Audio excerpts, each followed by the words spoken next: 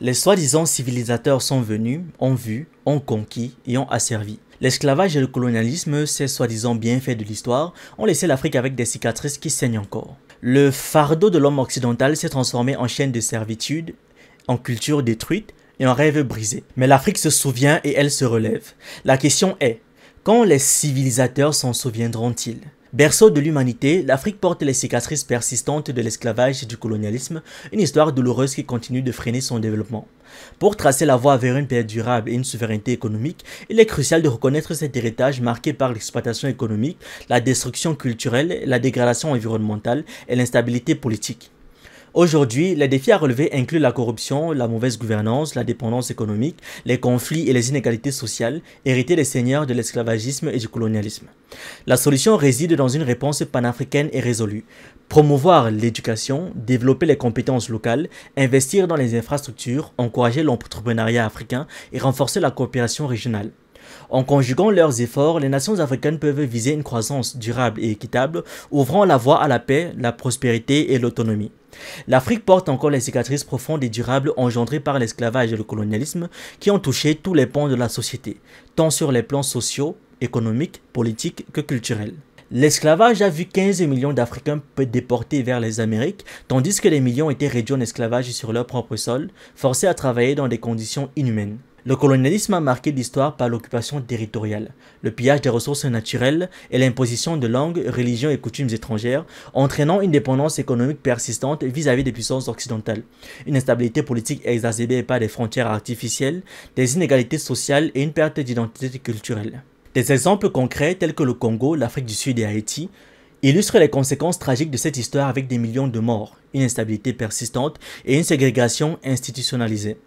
Aujourd'hui encore, les pays africains font face à un développement inégal du terrorisme, de l'extrémisme violent, du crime organisé transnational, des conflits ethniques et politiques et une migration due à la pauvreté et aux tensions. Appréhender cet héritage est crucial pour reconnaître les torts passés, revendiquer l'histoire et la culture africaine, bâtir une économie robuste et souveraine et promouvoir la justice et l'égalité. Face aux défis économiques, politiques, sociaux et culturels qui freinent son développement, l'Afrique se doit de réinventer son avenir. La dépendance économique, les inégalités croissantes et une gestion publique entachée de corruption nécessitent des solutions innovantes. L'intégration régionale d'éducation de qualité et une gouvernance démocratique et transparente, non pas dans le sens imposé de l'Occident, mais dans le vrai sens du terme, figurent parmi les leviers clés pour un développement endogène et durable. L'Alliance BRICS offre une garantie à cet effet. De plus, valoriser l'identité africaine et renforcer la coopération entre États apparaissent indispensables pour surmonter l'instabilité politique, la radicalisation et la fuite des talents. Les États africains, avec le soutien des organisations internationales, de la société civile, du secteur privé et de la diaspora, doivent impérativement conjuguer leurs efforts pour construire une Afrique souveraine, prospère et en paix. Pour aborder les défis et établir une paix durable en Afrique, la mise en œuvre de solutions concrètes est impérative.